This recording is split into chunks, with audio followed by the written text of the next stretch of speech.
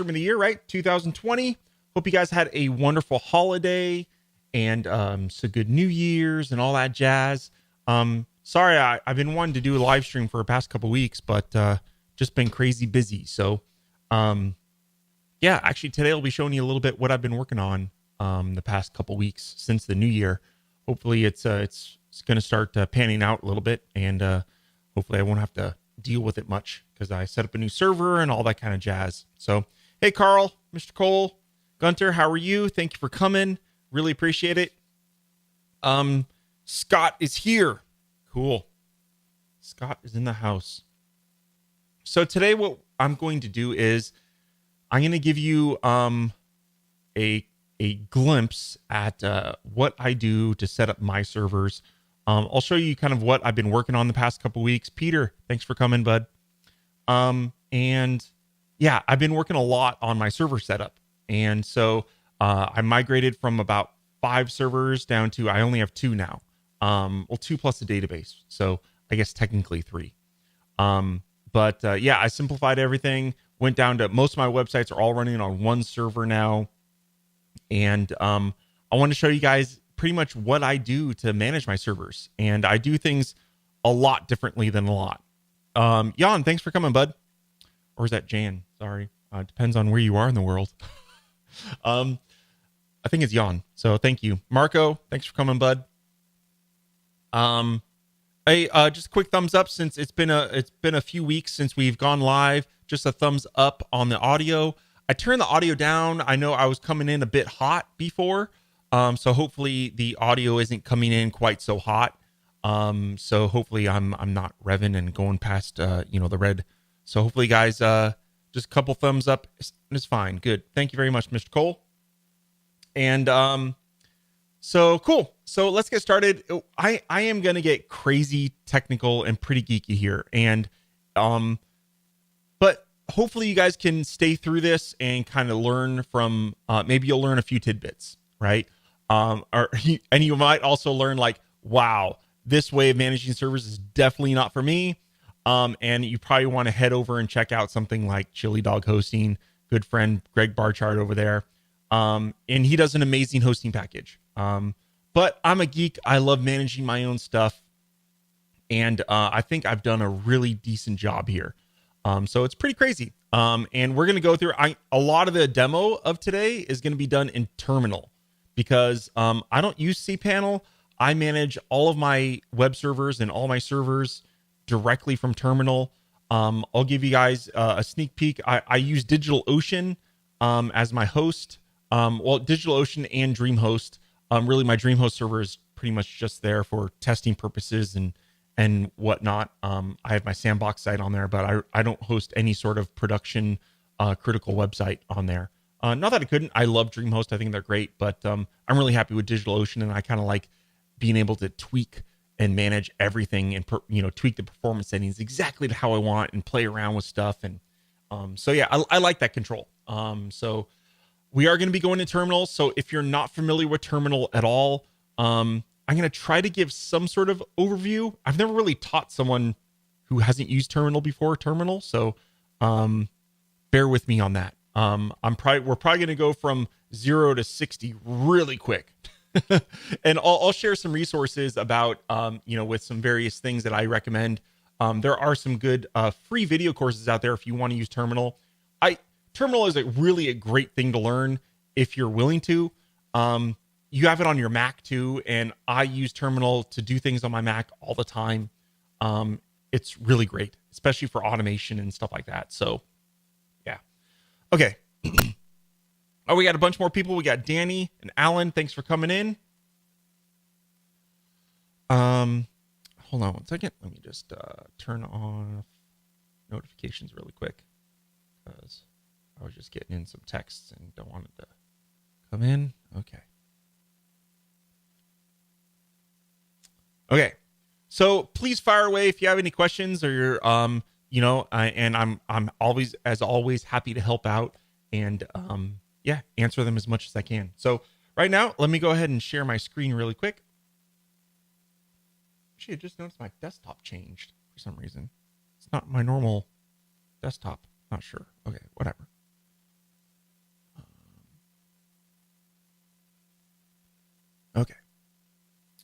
So what I'm going to show you guys first is I'm going to open up a document that I'd set up.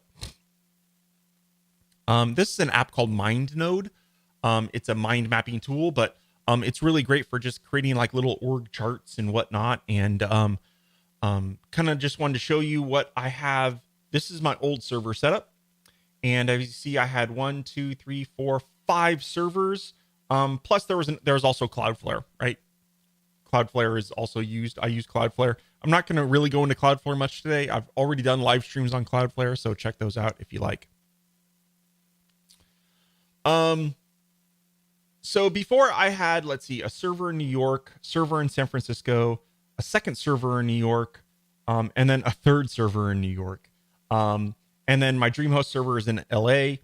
And so one thing I haven't set up with my new setup yet is a lot of times what I try to do is I like to have a server in New York and then like a server in a different data center, probably on a different side of the country. So San Francisco, I'll set up a backup server in San Francisco. I chose New York as my primary hub because my customer base, they're mostly Europe and America, right? So New York is a good central location for my visitors. Probably 80% of my traffic comes from US, England, and Germany. And then sprinkle across a lot of other European countries and some Asia and South America. And that's where most of my traffic comes from. So I chose New York as my primary data center for all of my websites. And so before I had ny.joeworkman.net was the name of my server. And I had a bunch of websites on there. And then I created a dedicated server for the community website. And that housed this server right here. Let me zoom in a little bit. Okay. So this server here, this one had, it housed a MySQL database and the web server, and it was dedicated just for the community site. Okay. And then I my San Francisco server housed a bunch of like internal tools that use some like Sendy, the license server, Sparkle updates. Like if you guys check for stack updates, I have to have a server, an application running to, serve all that data to you. Right. So it was running on that server. And, a lot of times what happened, and then I had a bunch of, websites running on DreamHost. And a lot of times what happens is like, this was confusing to me because I had so many different servers that sometimes if I had to work on a particular website or get changes out, like I'd always forget like, what server is this running on again? Like it was kind of crazy, right? So my new setup is I have everything running on one server. Okay. I have a couple small sites running on DreamHost. Something for Crusader Tech, and that's for my old high school. I built a little web app for my old high school that they use to like check in teachers and whatnot. So that's running on that. And then my sandbox site and the old Dream domain brain. Hopefully that I'll be able to resurrect that someday. But anyway, I digress. Let's get back on the subject at hand. So now I have one server in New York. It is running all like 24 websites right now. And then I have Cloudflare here. Basically, I set up, I learned how to set up redirects in Cloudflare. If we have time, maybe I'll show you how to do that. But essentially, Cloudflare, if it gets, because also what I did this year was things like passport.joeworkman.net is now passport.weavers.space. And so I just set up I changed everything that used to be on joeworkman.net subdomains and moved them over to Weaver Space because that's where everything is managed now. So I set up redirects on Cloudflare so that I don't actually have to have a physical web server serving up any sort of htaccess redirect rules. It's all done in Cloudflare. So that's kind of nice. So yeah, today we're going to be looking at this server right here. And what's crazy is, so I wanted to do a little experiment when I set up this server, and I wanted to see like how far I can stretch a server. And this server currently is a $5 a month server from DigitalOcean. It is running 1 CPU, 1 gigabyte of memory. So like that is the smallest server they have, $5 a month. And I have to say, like, I'm really impressed with it. I'm probably going to upgrade it a little bit because when you start running software like the community, community.weavers.space, we'll look at that. But that particular application is a little bit more resource intensive. If I didn't have that, like if I were just serving up things like Weaver Space, the main Weaver Space site, which is just static WrapWeaver sites, and obviously with Total CMS too, I mean, this $5 a month server would be perfectly adequate. So while I am going to be upgrading this server probably in the next few days, it's only because of the community software that is pretty resource intensive. And I'm starting to get some CPU spikes, and we'll show you that and show you the reasoning behind that as well. But the Weaver Space site itself, like, so I kind of upgraded this server and did a bunch of work. And I don't know if you've noticed, but I think the Weaver Space site is like blazing fast now. I'm really happy with it. If you just go to weavers.space now, I mean, the page loads like really, really quick. I ran this through webpagespeedtest.org. Shoot, webpagespeed.org. I don't remember what the heck it was. One of the main ones. I did a whole entire thing live stream previously on like web page performance tools. Web page test, I think it is. Shit, now I'm gonna have to there you go. Webpagetest.org. Completely hideous website, but I got A's across the board. I think it's it's definitely one of the better web page performance testing tools out there. And I got A's across the board. The only bad grades I got were because of third-party scripts like Google Analytics and stuff that I'm loading on the page. So things that were completely out of my control, right? Side note, I just want to say it always bugs me that like Google page speed, like they'll dock you points on your website and they're docking you points for their code, like YouTube code and Google Analytics code. Like seriously, Google, like get on with it, please. Like fix your own code so that your code doesn't make my website look bad in your page speed tool. Seriously? Okay. Anyway, back to the issue at hand. So I'm really, really happy with the site performance. Weaver Space is loading so quick. Like I'm really happy with it. I think I've like doubled the speed of it. Yeah, I'll try to show you some of the tweaks that I did. Some of it probably is like, yeah, it's just some Apache tweaks and whatnot. So, I'm really happy with it, and it's really optimized for Total CMS now. I'm kind of really starting to hone that down. I'm really happy with it. Okay. So again, tons of websites. I have 24 websites running on this one server. And let's jump in and have a look at the server. Let's go into I'm going to go into my DigitalOcean account.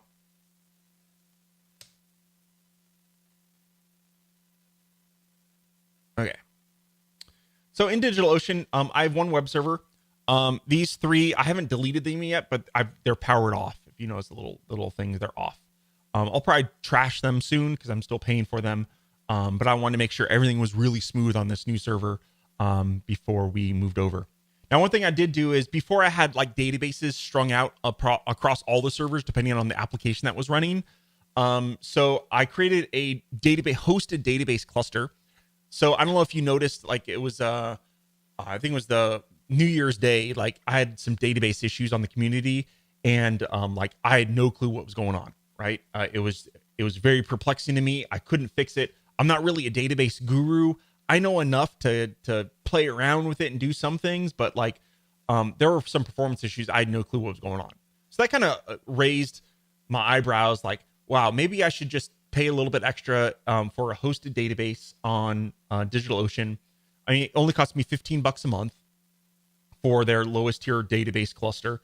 And I get a whole bunch of perks like daily backups, automatic failover. If one database fails, it automatically fails over to the backup, right? So it's good, right? So it's on its own external dedicated server. So, you know, I don't need to worry about performance tweaks and all that jazz because DigitalOcean has that taken care of, right?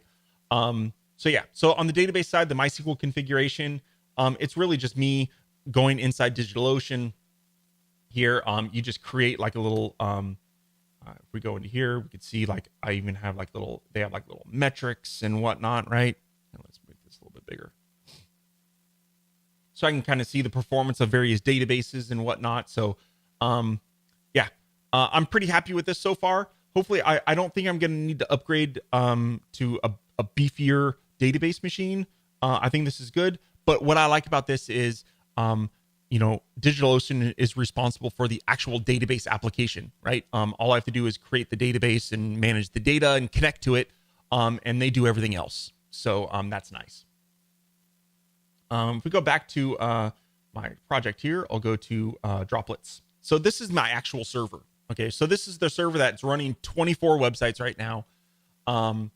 And yeah, so notice here, you'll see that it has some performance over the past 6 hours. You'll see that we have some CPU spikes up to about 100% at point. And if we look at the past 24 hours, you'll notice that there's quite a few times during the day where the CPU spikes up and it reaches 100%. And that's probably like some scheduled jobs, some backup jobs, and whatnot. I don't know exactly what's causing the 100% spikes, but it definitely tells me the story of, hey, I probably need to add a little bit more CPU power to this. I am sure that this is the community website. I know that 100%.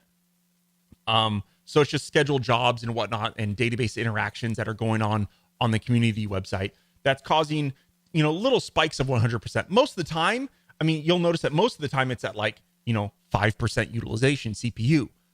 But we need to, when we're sizing a server, we need to make sure that we're sizing for the worst case scenario where, let's say during this, here, if we go back to the 6 hour window, I think during this time here at between 7:45 to 8:30 a.m. this morning, my CPU is pegged at 100% quite a bit, right? And if people were trying to visit any of my websites at that time whenever that was at 100% utilization, it would, they'd probably get a sluggish website maybe, or a sluggish interaction. And I don't want that. I want to make sure that no matter what process is running in the background on my server, whether it's a scheduled job or a cleanup job or a backup job, that if people visit my website, they have no problems, right? So even though most of the time my server is at 5%, you're only as strong as your weakest link, right? So I need to make sure that during those high CPU utilization times, people aren't impacted performance-wise when they're visiting my websites. Okay, so that's why I am going to be upgrading this. Now, if you look at the memory never gets above 66%. So I'm pretty happy with that. I probably don't need to upgrade the RAM, but with DigitalOcean, if you upgrade the CPU, you kind of get memory with it, right? So, yeah. So that's what I'm going to be doing that in the next couple days. I'll be upgrading the hardware on this. Again, you just go through inside DigitalOcean. If you're curious, where is it? Resize. So go to resize. And if you see here, you could just pick what you want, right? So I'll probably go to, I'm probably going to jump up to 2 CPU, 4 gigabytes, which is $20 a month. And so the only thing when you do this, though, I need to power down the web server. And then it'll take about a half hour or so, half hour to an hour. So I'll probably end up doing this at nighttime when traffic is a lot lower, because the sites will be down during that time. So yeah, I'll be taking the server down, upgrading the hardware to adding a CPU and a few gigabytes of memory. I'll also be gaining some disk space as well. So I'll be going from 25 gigabytes of space to 80 gigabytes of space, which is nice. And then they'll also be upgrading my transfer rate to 4 terabytes, which I don't need. That's a lot of data, especially if I'm using Cloudflare, and Cloudflare is serving up half my traffic anyway. So yeah, there's that. So what is the highest CPU usage you're looking for? 45 to 60%? That's a great question. Yeah, probably. I don't mind an occasional, I guess maybe up to 100, but yeah, I would say, I'm constantly getting 100% on this on routine basis. So while I think one CPU is adequate for a lot of things, in this case, again, I'm getting a lot of spikes up to 100%. So more than I'd care for. So I don't want to add another CPU. Plus another thing, I'll be honest, I'm kind of grabbing at straws. So if we go to the community website,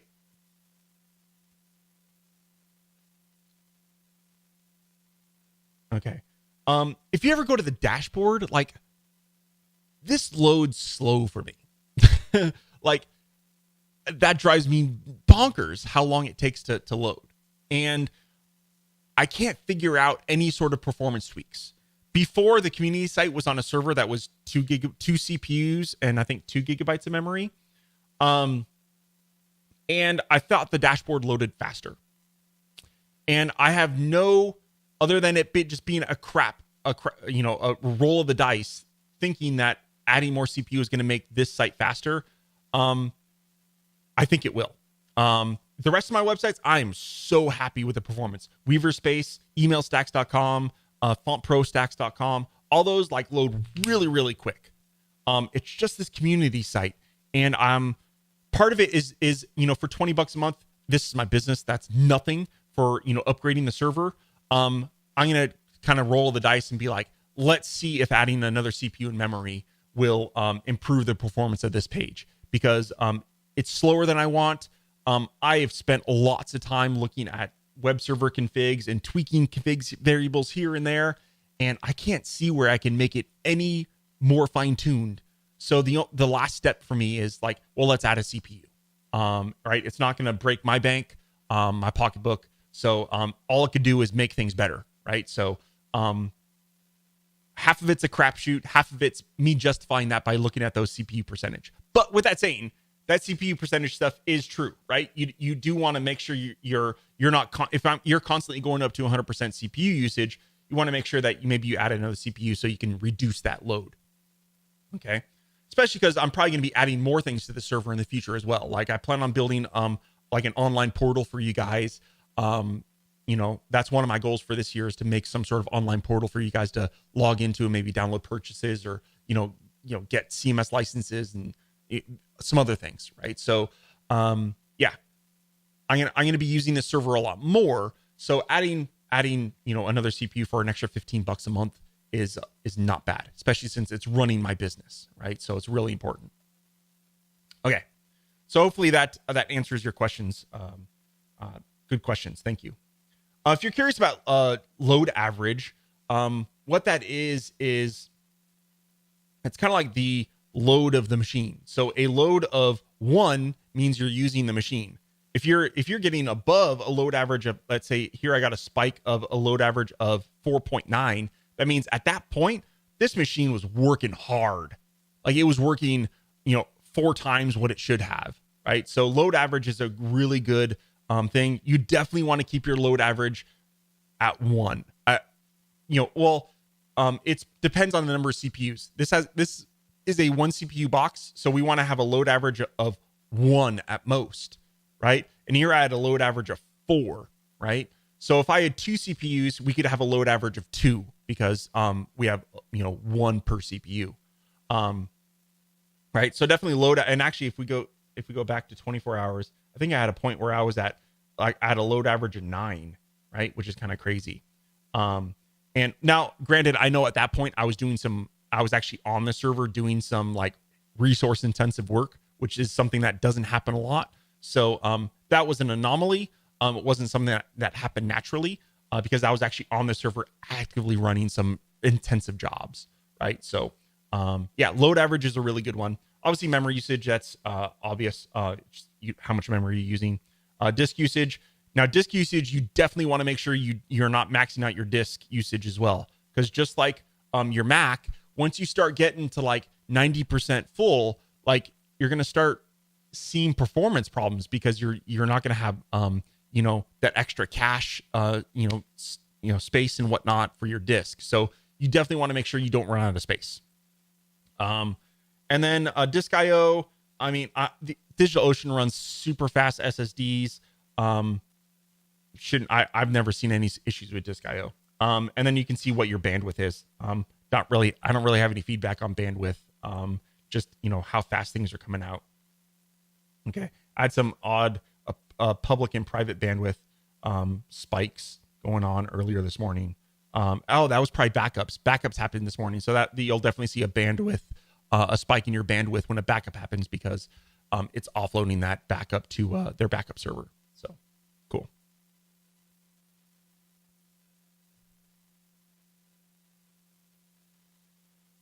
Cool. Okay. Let's close that. So I think we're at the point where we need to dive into terminal now. Fun times. Okay. Here we go.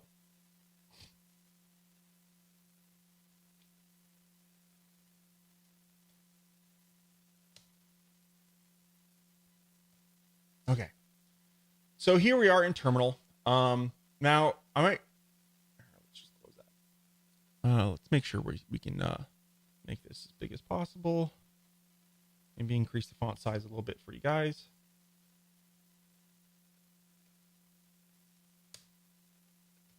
Okay. Is the font size of that terminal window okay? Maybe make it a little bit bigger. Okay. So, this is terminal. I don't use, there is a built-in terminal app in Mac OS 10. I use a terminal app called Hyper.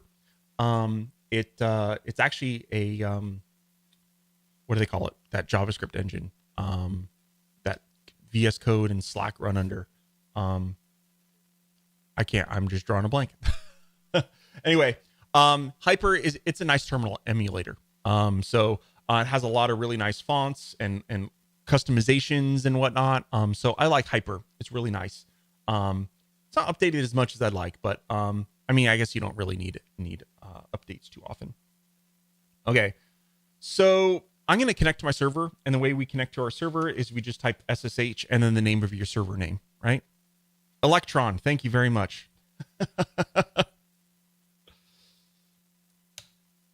Okay, so now primarily, normally you would, when you log in, if you notice, I didn't put in any sort of password or anything like that. That is the power of something called SSH keys. So the command that we use to set up or to connect to our servers is called SSH. It is a very secure connection, and it is the de facto standard across the world for security. Now, what I've done inside DigitalOcean, I've basically generated little private keys on my local Mac, uploaded those into DigitalOcean and said, hey, trust the connection from this particular device. So when I SSH from my account, because my keys were generated in my account, the server then will accept those and say, hey, I know you're coming from a secure connection because this user has SSH keys, right? Does that mean if someone hacked into my local Mac, they could SSH onto my server? Yes, it does. But my Mac is pretty secure as well, so I'm happy with that. Okay. Okay, so now we are in terminal, and I set up. I like to use the same username on my Mac as I do on my servers, so it's Joe Workman everywhere. And that's why I just did SSH server name. Here, if your username was different than what your let's say your username on your Mac was different than the username on your server, I could just do Joe Workman at, or change Joe Workman to be whatever, and you would have to do that. So you'd have to say SSH Joe Workman at, then the server name, and then you'd set up your SSH keys. Or if you didn't, it would prompt you for the password, and you type in your password on the server. Okay, but because my usernames are matching, I didn't need to put Joe Workman at. So small tidbit there. I guess we can give you a small little tour. I'm currently running Ubuntu 19.04, and this is Linux.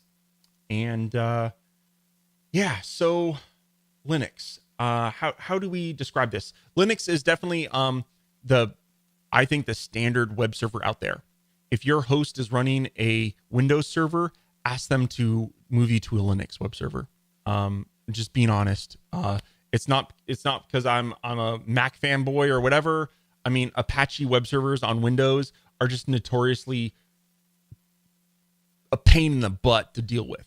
Okay, so I strongly recommend, even if you don't go this route, and chances are most of you aren't going to go this route that I'm using, make sure your host is running Linux. It'll make your life easier. Okay. So Linux is there. While there are GUIs for Linux now, it is primarily a terminal-based thing, and I'm going to run a command called pwd. That is I'm going to make this a little bit bigger, so it's because I think it might be good for you guys. Oops.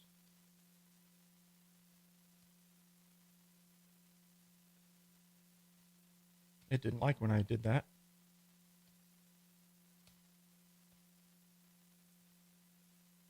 I tried to make it bigger, and now, oh, interesting.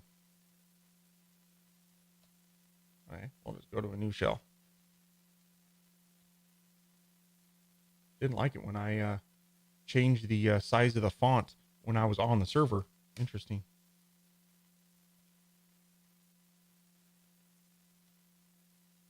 Okay, I think that's a little bit bigger now.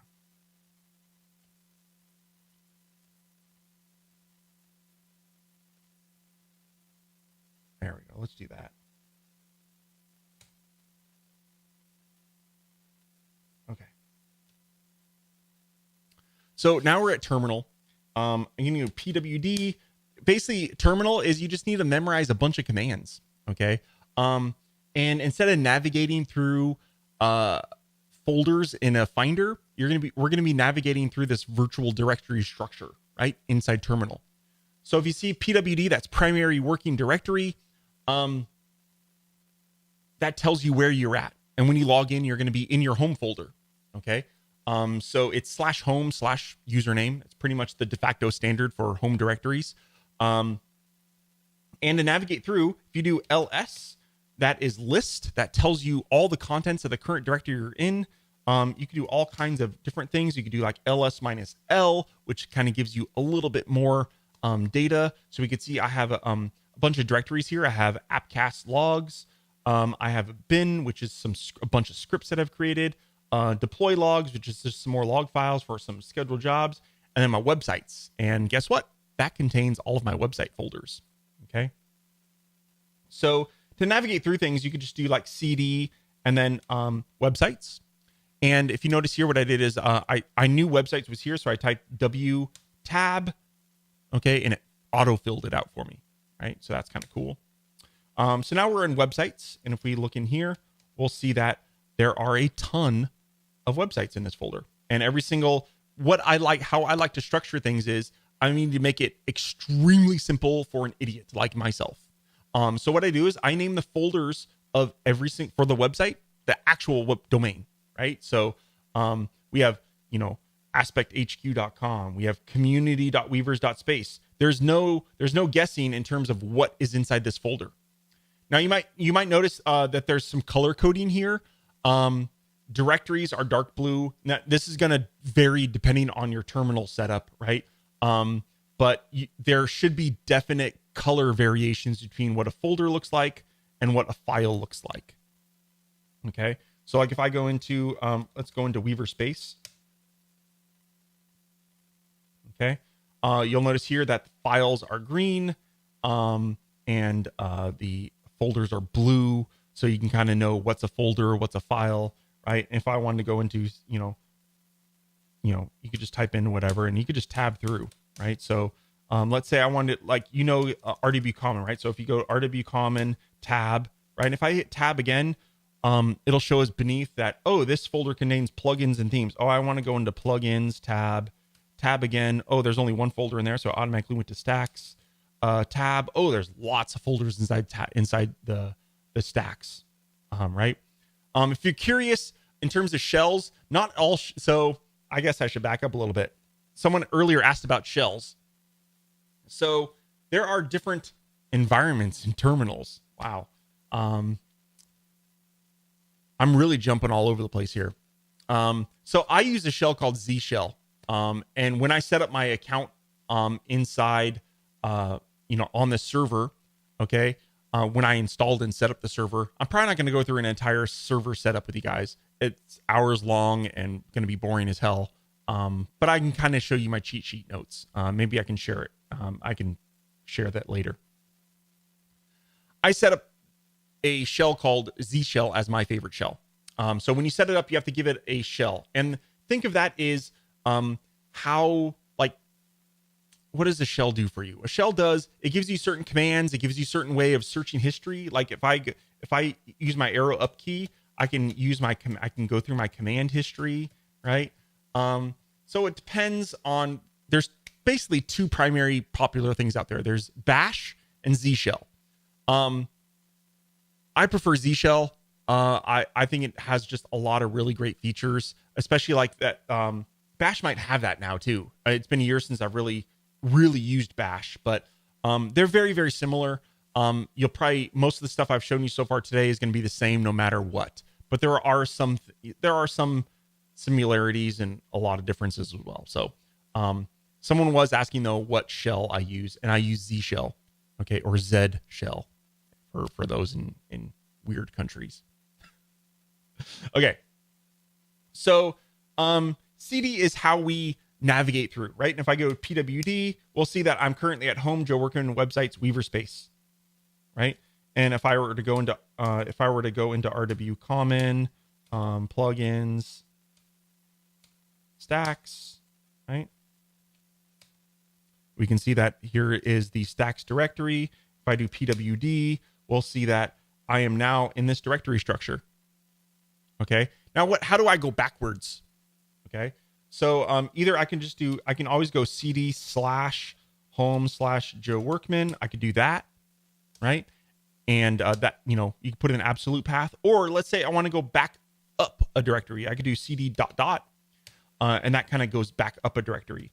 So now I am inside the plugins directory, and I can go CD ... and that will take me up two directory structures. So now that will take me to Weaver Space. Right. So if you look PWD there, we'll see that I'm now in Weaver Space. Okay. Now here's some cool things about Z shell. Here, I'm going to go back to, so if you do CD-, that does go back to the directory I was just in, right? So it's previous directory. But I'm going to do RW Common, or let's just do plugins. Okay. Here's like a little shortcut. I think this is a Z shell only thing. I don't think Bash can do this, but like, I can actually omit the CD. So I could just do ... and it'll take me back one directory. And actually I can do ... and that'll take me back two directories. And if I do 4 dots, that'll take me back 3 directories. So pretty interesting. And so if I did 4 dots, it took me back all the way to Joe Workman. Okay. Another thing, if you just do CD enter, a lot of times what that'll do, that'll take you automatically back, no matter where you are in the system, that'll take you back to your home directory. Okay. So that's kind of navigating around Unix or Linux. Okay. So again, a couple things. PWD is primary working directory. LS is listing, or LS-L. A lot of times I can create a little shortcut. LL is a lot of times used for LS-L. We learn the CD command, which kind of allows us to navigate around our directories. Okay. And yeah. Okay. So now that you know, those are the basics. Okay. Navigating around all these work on your Mac. The same exact commands work on your Mac. So that's really cool. So if you just want to kind of practice around and tool around your Mac and things, right? You can definitely do that. Okay. So now let's look at server configurations a little bit. So there's a standard directory structure for Linux. Okay. If we go to, I'm going to go CD/. So I'm now at the very root of the machine. So I'm at the top level of my machine. Okay. And if we, let's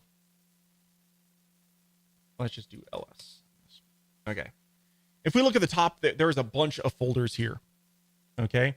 And the primary ones that we're going to be worried about or looking at today is /etc. So that's /etc. Okay. Inside /etc is where all of configuration files for your entire server are located, and for all your applications in your server. Okay. Then inside /var. Okay. Inside /var, that's where like all your data files are going to be. So inside /var, that's where like all your website data would be. Okay. So that's where you store your data, is inside /var. Now you might be wondering, well, Joe, you had yours on inside home Joe Workman. I'll show you what I do, how I map that later on. Okay. And that var is also like where log files are, and var is basically where a bulk of your data is going to be. Okay. And then the rest of the home directory is obviously in /home. That's where going to be, Etsy.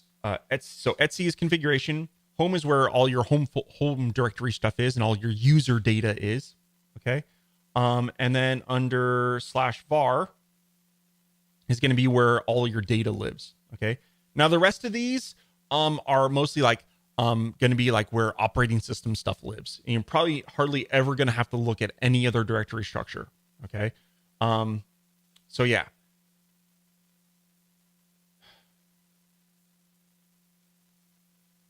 So I want to explain to you how I have my my setup, because normally, another thing actually is there are some things when you're in terminal that you can't do as Joe Workman.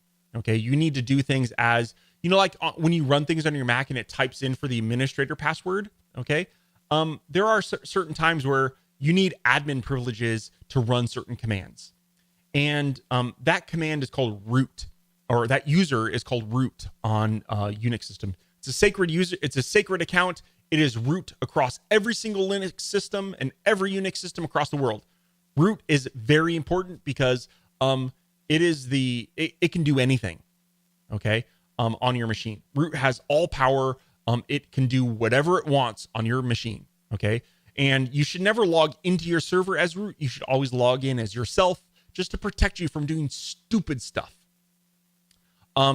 And ask me why I know that, because I have done some stupid ass stuff as root on my servers, and like when I worked in enterprise world in corporations, and I did some massively stupid stuff.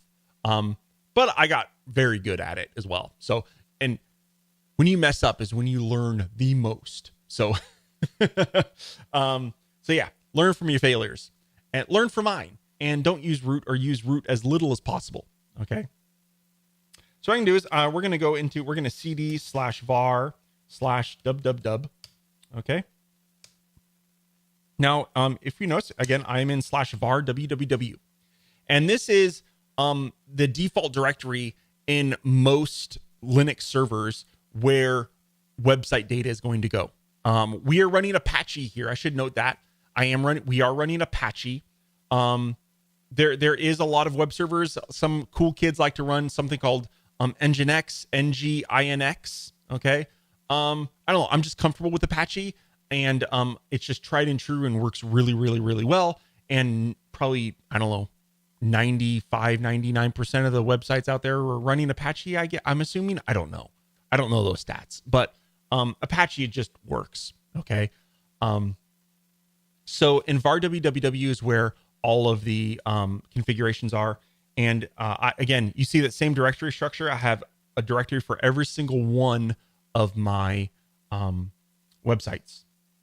Now, if you look here, though, over the years, like it's always been a bane of my existence, figuring out proper user permissions for websites, because Apache runs as a user called www.data.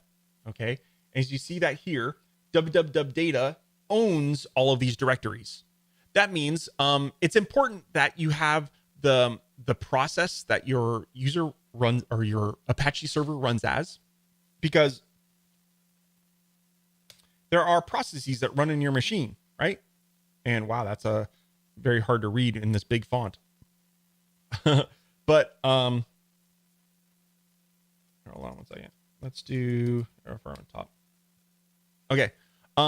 So top is a command that you can run to see like all the processes, and it's kind of like activity monitor. It's actually exactly what activity monitor is, but via terminal. Okay.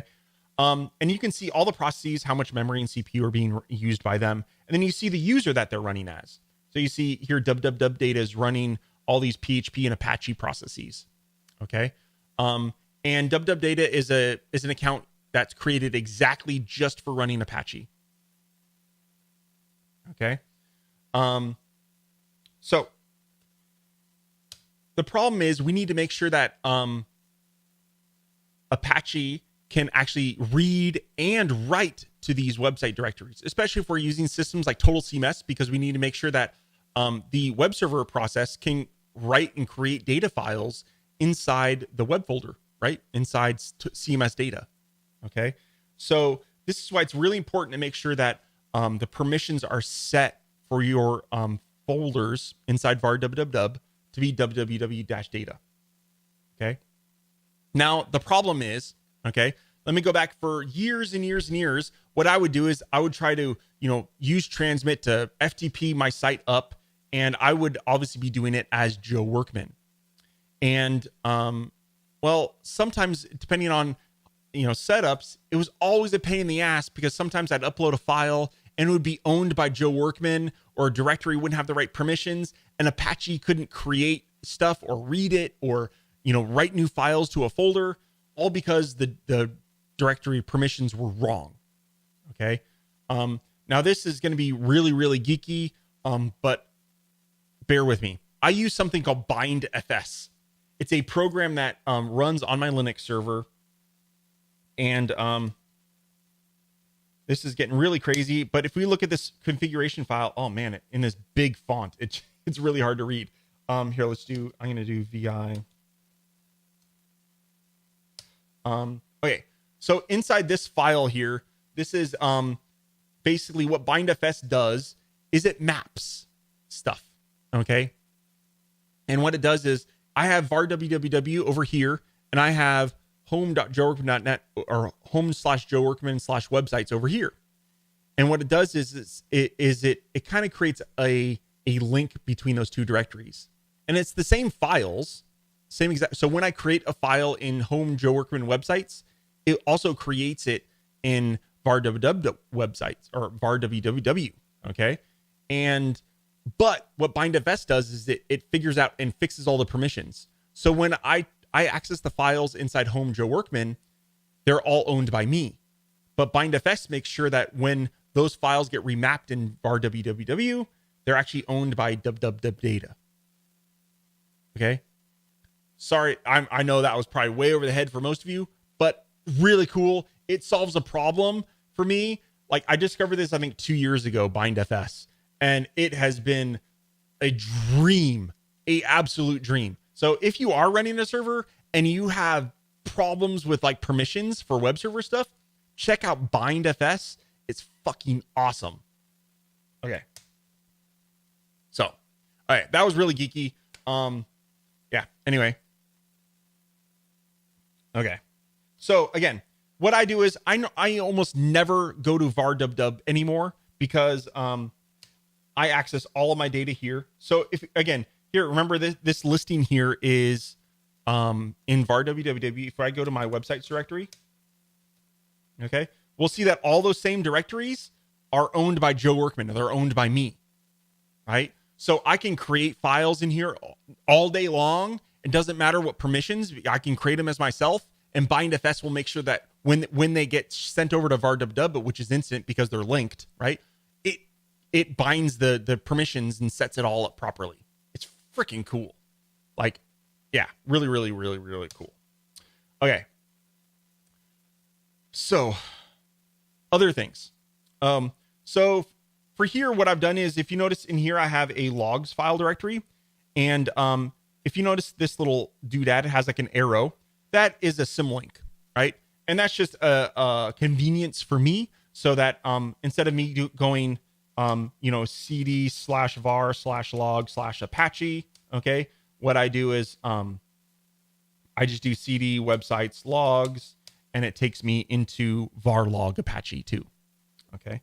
If I do pwd, it shows that I'm in Joe Workman websites logs, but really where I'm at is var log Apache 2. Okay. And if we look in here, this is where all the log files are. So I have a directory for every single website in here. And let's see if we go into the Weaver space, we'll see that I have access logs and error logs all right here. Okay. And obviously these are, PHP errors and any sort of errors in there. If we just, I don't even know what's in the side of this log, but that's kind of hard to read, and this really big, really big text that I have it set up to right now in my terminal. But yeah, really, really useful stuff in here. This is where all PHP errors go and whatnot. So error logs. Okay. And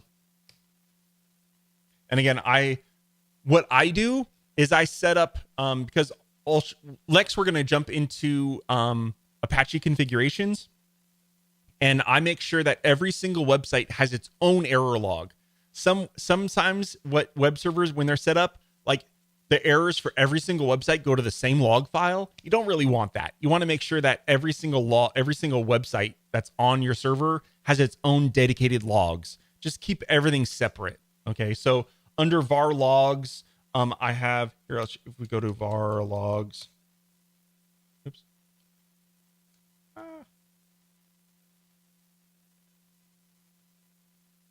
Oh, I probably don't have permissions. Oh, doesn't matter. Okay, right now we're going to go into /etc/Apache2. Okay, let's go into that. So remember, etc or /etc is like where all of our configuration stuff is. Okay, so obviously etc Apache2 is going to be where all the Apache configs are. And if you notice in here, there's a bunch of directories. We have mods enable, mods available. So those are modules. So what mods have I enabled? Which ones are available to be, used? We have configurations. We have sites available and sites enabled. Okay. So sites. What I'm going to do is I'm going to go into sites available, and this is where all of my configuration files are for all of my servers. Okay.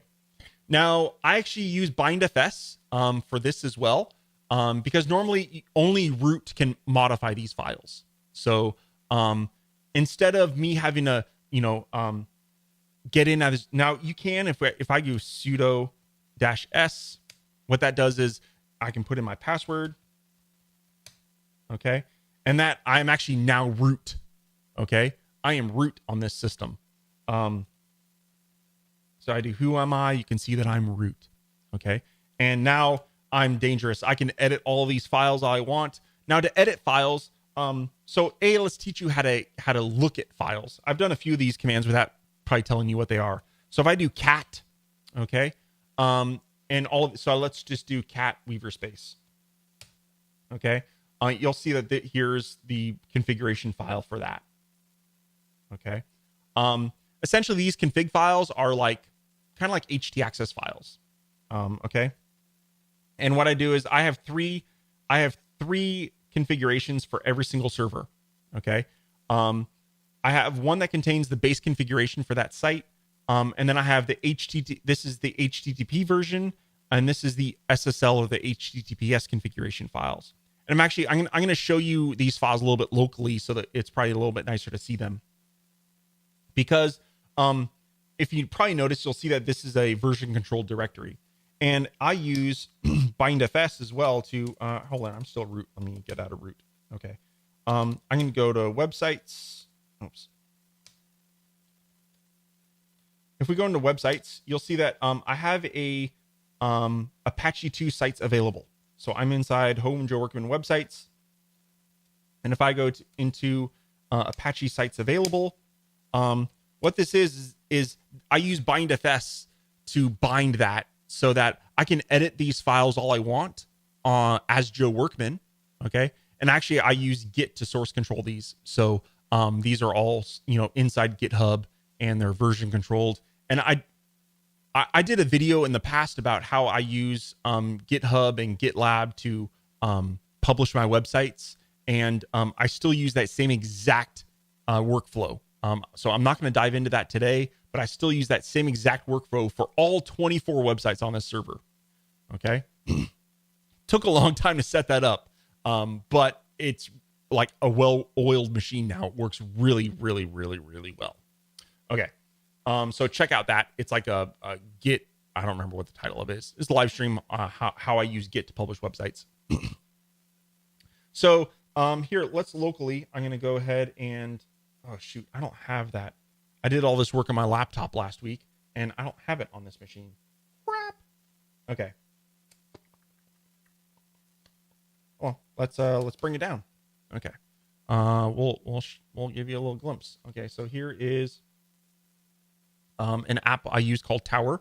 And Tower is kind of a GUI for Git repositories. So all of these that I've created are on GitLab, which is right here. Okay, and I want this one, so we're going to clone this down.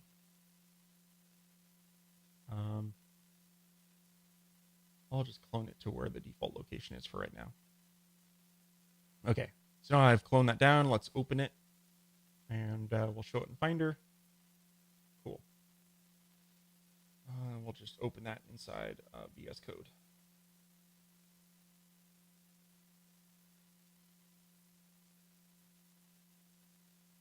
Drag and drop that onto the VS Code folder. Let's make this smaller. You guys can see it all. Okay. So here are all those files locally. And I figured it would be easier to kind of show you guys locally. Okay. Oh man, this is ginormous. We're going to have to make this bigger or smaller. Sorry. Okay. So this is my server configuration file. And if you look here, let's just go ahead and do some. Okay.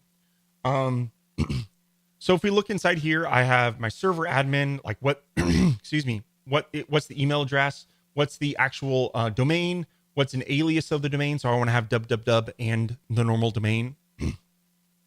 Where is the document root? So it's var www weaver space. Okay. And again, that maps to home Joe Workman websites weaver space with bindfs. We define where our error log is. So we have the Apache logdir, which is like a variable for var log Apache 2. And then I say it's in a folder called weaver space, and then it's error.log. Same thing for the access logs. Okay. Now, one thing, earlier I mentioned htaccess really quick. And one thing that since I control this entire server and all of its configurations, what I wanted to do this week is I wanted to test out disabling htaccess files.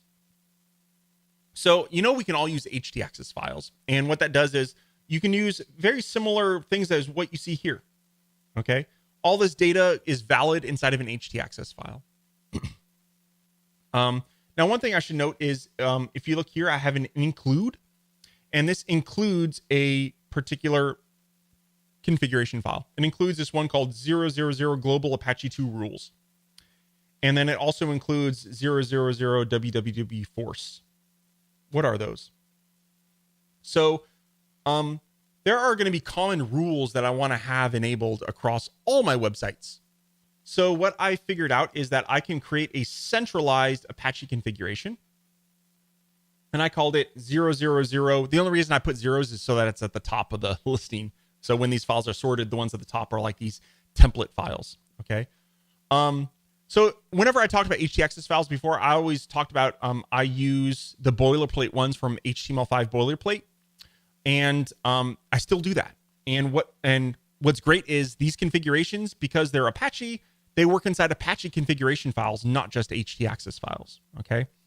So what I've done is I've disabled htaccess and I've put all of those rules inside the server configs. Why is that better?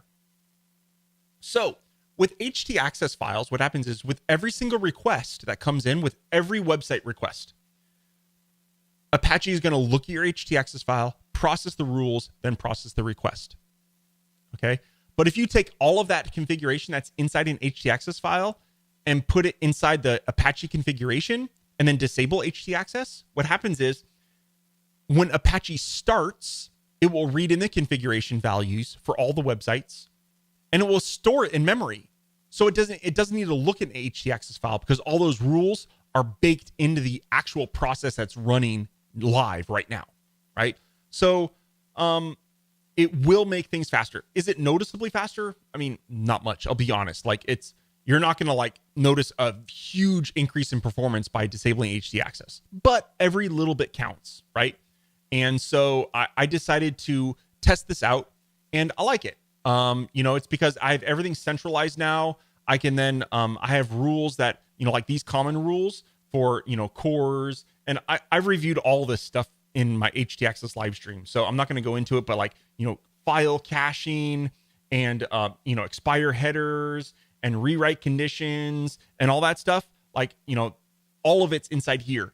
And it's now all standard across all of my websites now.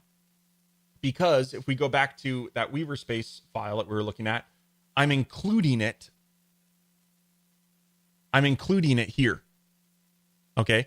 And then I have another include that is the htaccess rules for forcing www. Because if you go to weavers.space without www, this rule will then automatically redirect it so that it forces you to use www. Okay. So I don't want that on all my domains. So I made it its own little thing. So on the sites that I want that, I just have to include it. Okay. Inside the site specific manual or site specific configurations. So if you notice, if we go to like totalcms.co, I'm including both of those as well. If I go to, here's a website I created last year called World Cup Brackets, and that contains the same rules, right? It just has these include lines. So makes it really easy to manage stuff. Okay. Now, I said that there were 3 configuration files for every website. This is the main one, right? That has all my rules. And then if we go to here, I have weaverspacessl.conf. If you notice here, what this does is include, this includes Weaverspace. Okay. It includes the file that we were just looking at. And then it has a couple additional things for where to find SSL certificates. Man, I just noticed we're already at 12:30 and, man, I have so much stuff I haven't gone over. I'm going to keep going though, if you guys don't mind. Okay. So this contains stuff for SSL certificates. And then the normal one, it just says for virtual host, everything over port 80, which is non-SSL. All it does is include that file. And if you notice, that's the same thing for every single one. So if we go to, rapweaverbook.com, I have my settings. And then inside the SSL, I include those settings, turn on some SSL certificate stuff. And I'm going to show you guys how I do that. And then it basically for the non-SSL version, the port 80, which is HTTP, it just reads in the same configuration file. So this setup, hopefully, I use a lot of includes to make sure that I'm efficient and that I'm only loading the configuration that I want. And if I want to change configuration values, I only need to change it in one spot. Okay. And then I can always override and all kinds of crazy stuff. So, man, a lot of information here. Okay. So that was kind of cool. So that's all my server Apache configs. And I should tell you, okay, Joe, wow, this is crazy. What do you do to set all this stuff up? Right. Because creating all these files is just right. And it would be for me too. It does. So, but hopefully you've noticed that I have standards for everything. It's always var log, then the directory name, right? And if even these Apache configuration files, there's a structure to them. Every single one's the same, minus a few details, right? So what I've done, actually here, we'll bring it locally because it's going to be easier to show you. If we go back to my home directory, if I go into bin server, okay.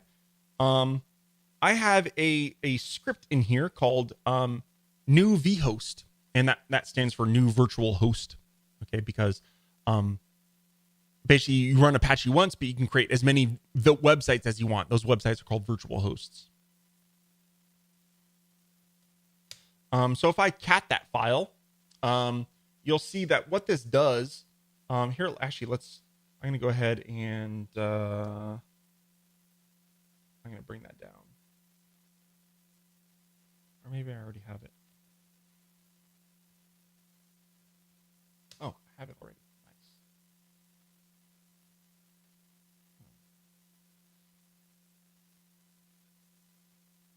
Pull down changes.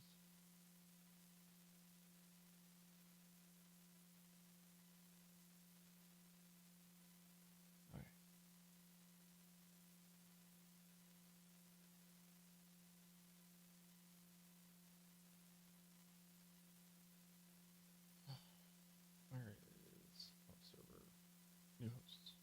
Okay. So when I run this on my machine, so if I go and if I just type new dash vhost, oops, where am I? Okay. And then if I were to do, mydomain.com, okay, I'm not going to hit enter because it would actually go ahead and create this virtual host on my machine. Okay. If I do this, okay, it'll automatically set up all the configuration files, create all the log files directory, set up bindfs for me automatically. So it has all that mapping. It'll create the SSL certs for me automatically and make sure those are installed in the proper locations. So this script is like gold. It took me a while to figure out how to, not to figure out how to do this, but to take the time to do this. Okay. And I'm so glad I did, because like doing this when I set up all these 24 some odd servers, like it really was very fast. So here's that new host, and it's not too long. It's about 60 lines of code.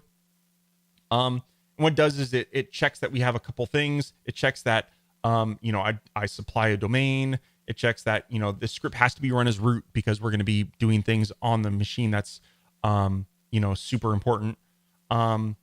So other things, let's see, let's just go down the script and tell you what it does. And what this does is, this just runs the same commands as if I were to do these things from terminal. So I could like copy and paste this and paste all these commands in terminal and it would be the same thing, right? So, first it goes ahead and it makes a directory. So, it gets the domain, assigns it to $. Here, let's make this a little bit bigger. See if we can make this bigger. Okay. That's a little bit bigger. So it, makes a directory, that under websites, that website directory, right? So we have home, Joe Workman websites, and then the domain, right? And then, it changes, chown is a command that changes the ownership, change ownership chown. Okay. So it changes the ownership of that same folder we just created to Joe Workman. It then makes a directory var domain, right? Because those are where the actual Apache is going to be looking for it. And then it chowns those to be owned by data. Then what we do is we modify the ownership, okay, or the permissions to 770. Not going to go into ownership right now. Hopefully some of you might understand what that means. Basically means read, write, ownership, permissions on all that on that particular directory. We create the directory inside the varlog Apache 2 because we want to make sure that we have a website specific log files, right? Then I set up my bindfs. This command sets up bindfs for us. So this will take var domain, it maps it to the home Joe Workman websites, and it sets up all the permissions for us, and it does all that complicated shit with this one command. Okay.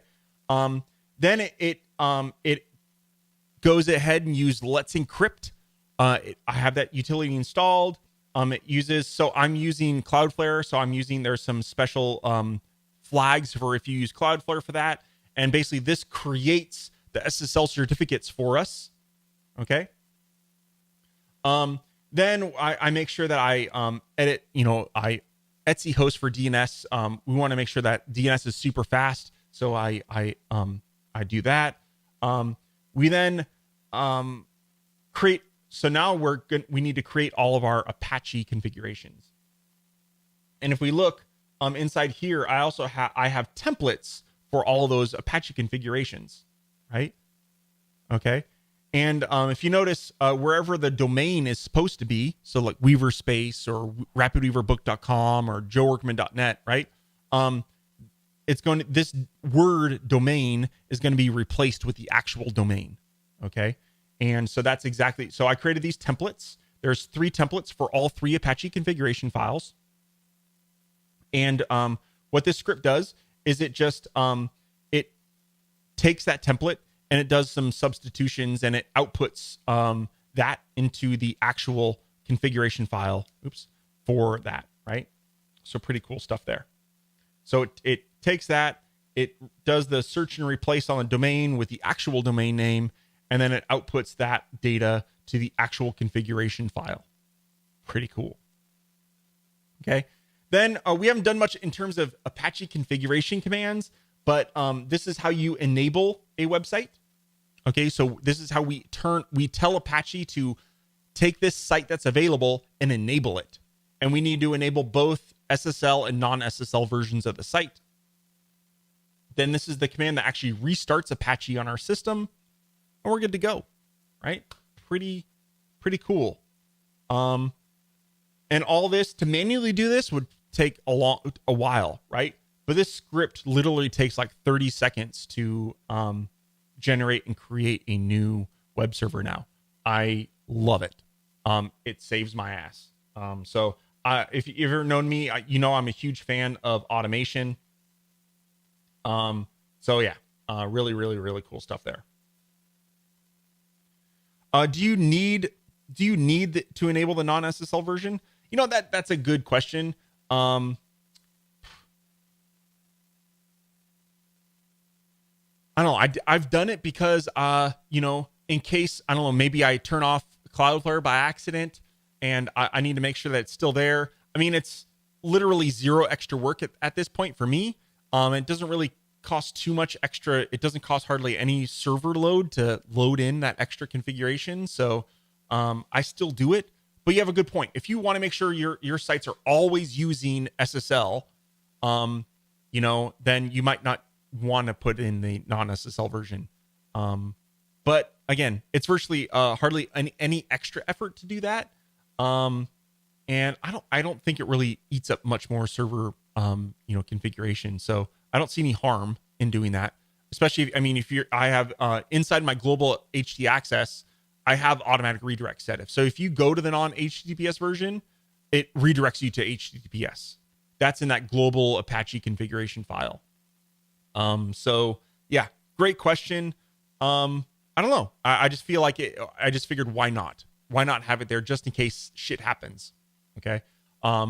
Because it has to be there in order to redirect someone to the SSL version. So it's better to have it just in case. You don't want someone to go to the non-HTTPS version and then all of a sudden get a 404, right? So, yeah. Cool. Okay, a couple other things now. So we've gone over how I set up new domains and how, you know, I give you a tour of all the configuration, and then I showed you how I automate all of that configuration. Okay. I guess another thing to talk about is cron jobs, which are an important part. Okay. I need to make this a little bit smaller. Okay. There's a command called cron tab, and you've probably heard the term cron. What is cron, Joe? And cron is basically, I don't know what cron actually stands for, but it's a scheduled job. Okay. So if you want a script to be run or a scheduled job to run every 15 minutes or once a day or once a month or whatever, cron is how you do that. Okay. So cron tab is the command, and you can do cron tab -L, which will list out the current cron jobs. And if you wanted to edit that command, you could do cron tab -E, and then you can actually edit the cron jobs. Okay. And my default editor is called VI.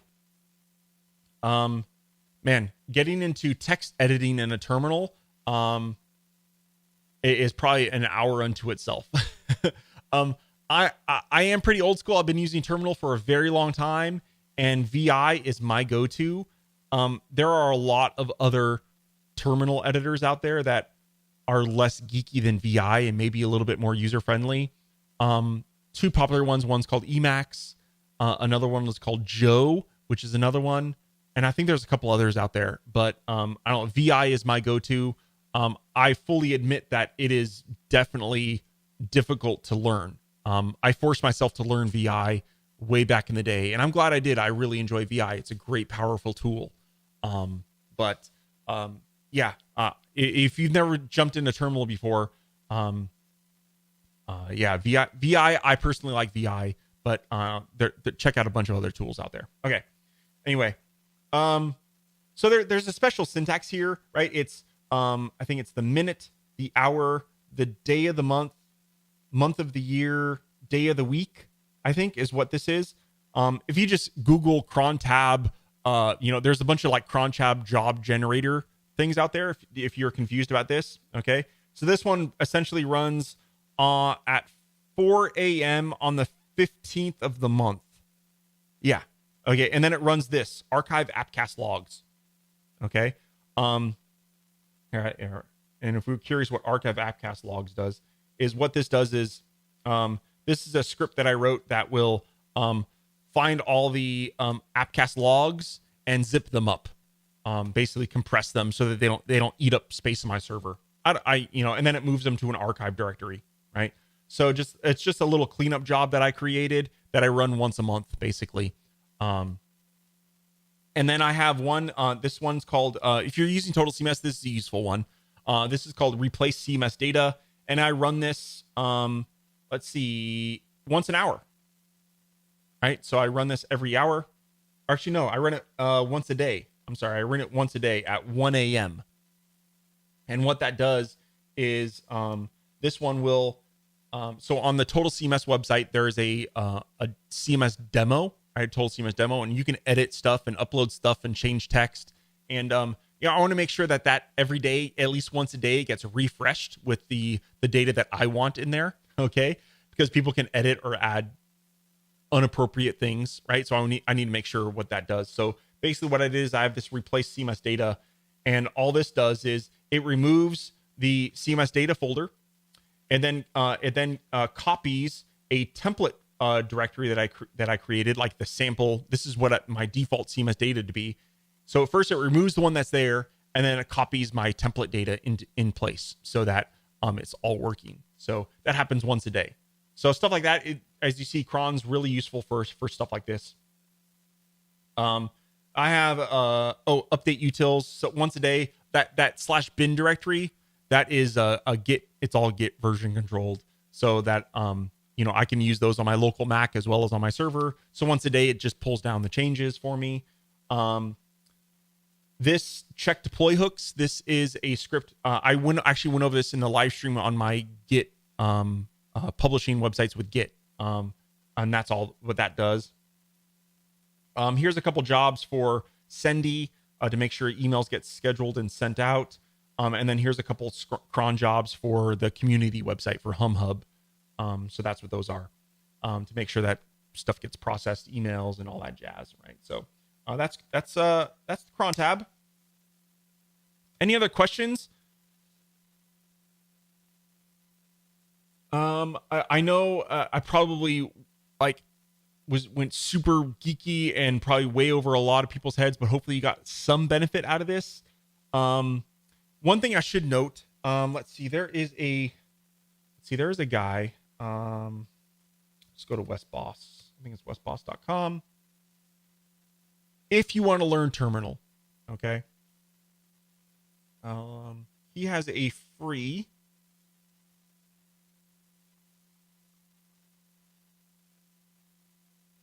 there it is, commandlinepoweruser.com. He is a great teacher. And he actually goes over ZSH as well. And good stuff here. Check out commandlinepoweruser.com. I'll put it in the chat room. Okay. So if you guys want to click on that. It's free. I don't know how many videos it is. I actually admit I haven't taken the course. I've taken some of his other courses, and I know he's an amazing teacher. So this has to be good. So yeah, if you want to learn command line, check this out. I'm sure there's a bunch of other tools and tutorials out there. I think this is a great video series, or most likely is a great video series because WesBoss pretty much rocks. So check that out. Hopefully I didn't completely blow up your brains today with all of this, but hopefully you got some out of it. Yeah, I'm really happy with this setup that I've done. It's taken me a couple weeks to really fine tune it. It's pretty amazing to see what you could do with a $5 a month server that runs, again, 24 websites. And I think the only reason I need to upgrade is because of the community website, right? I'm going to give that some more power. But if I were just running straight up Rapidweaver websites, this would run a lot of websites, like a lot. Especially I do have Cloudflare in the front. So that, again, that takes up between 40 to 50% of my traffic because it serves up all the images and stuff like that because it caches everything, right? So I can deal, because of Cloudflare, I can actually have a lower powered server in the back end, I think. So yeah, I'm really impressed with this setup. Hopefully you guys enjoyed this, and yeah, take care. Let me see if there's any other questions that I potentially missed in the chat room. Let's see. Yes, and for you, oh, they were just talking about ZSH on Macs. Yeah, I don't remember. I guess it was 10.15. Yeah, that sounds about right. Macs now have a default shell of ZSH. So, but yeah, Bash is very comparable to ZSH. Cool. Well, thanks, guys. I'm not sure how many people are still live and how many people have already checked out, but hopefully you enjoyed today. For Total CMS users and Foundation 6 users, I have a really cool surprise for you guys. Pretty cool update coming out today, so stay tuned for that. I just have to wrap up one thing this afternoon, and I should be able to ship it tonight. So yeah, really cool stuff. Check that out. I guess I'll leak it. Why not? Okay, so we got galleries coming for because Foundation 6 Total CMS used the gallery from Foundation 5 that like pukes in Foundation 6, so it doesn't work at all. So we have a new gallery stack in Total CMS that works really, really good. I've just done a basic one for now because the gallery in Total CMS 2 like completely rocks. And so I just wanted to take, I took, 5 hours or so, got a decent gallery working inside Foundation 6. Now what's great is if you're still using any other theme, this new gallery will work in any theme. But it definitely, because there wasn't a gallery available for Foundation 6 users in Total CMS. So there is now, or there will be later today. I fixed, there were some image issues where only mobile images were getting served up from Total CMS inside Foundation 6. So that's been fixed. Same thing with Impact, that was fixed as well. So the integration with Impact with inside Foundation 6 was fixed. A few other style bugs like toggles, the draft and feature toggle inside the blog form has been fixed. And the really, really cool new stack coming is blog powered menus. So there will be the ability to have a menu generated from a Total CMS blog. So yeah, really, really cool stuff. So I had PHP snippets for us to do all this, but yeah, so I decided to make that official. And it will that will only work inside Foundation 6 menus though. So if you're using Foundation 6, you'll have a new little child stack in there, which is Total CMS menu. You can add that directly and have Total CMS generated menus inside Foundation 6. So really, really, really cool stuff there. I'm really excited about that. So cool. Take care, everyone. I'm going to go get some food. And thank you very much, Carl and Alan and Marco and Gunter. Thanks for sticking it out. And Brett, always welcome. Thank you very much, bud. I hope you guys have a wonderful week. Hopefully we'll see some of you on Friday. If you want to chit chat about any of this on Friday at the Hangouts, 1:30 p.m. Pacific. And it's on Zoom. It's a lot of fun. Check us out. Check it out. Yeah, it's a lot of fun. You'll have a lot of fun. Just join and we hang out. Bunch of guys. A lot of you are here, and we'll see you later. Deal of the week also. Yeah, I'm a little behind on the deals of the week. Sorry. This getting all this stuff. I'm starting to get back in the swing of things for 2020. So deal of the weeks are coming. I'm trying to automate that process as well so that it's not dependent on me doing everything. So yeah, deal of the weeks will start again. Sorry about that. I had one last week on Parallax, but I was bad and didn't do one this week. So I really need to get that back on the automation train. So take care, guys. We will talk to you next week. Hopefully we'll see you on Friday, the Hangouts.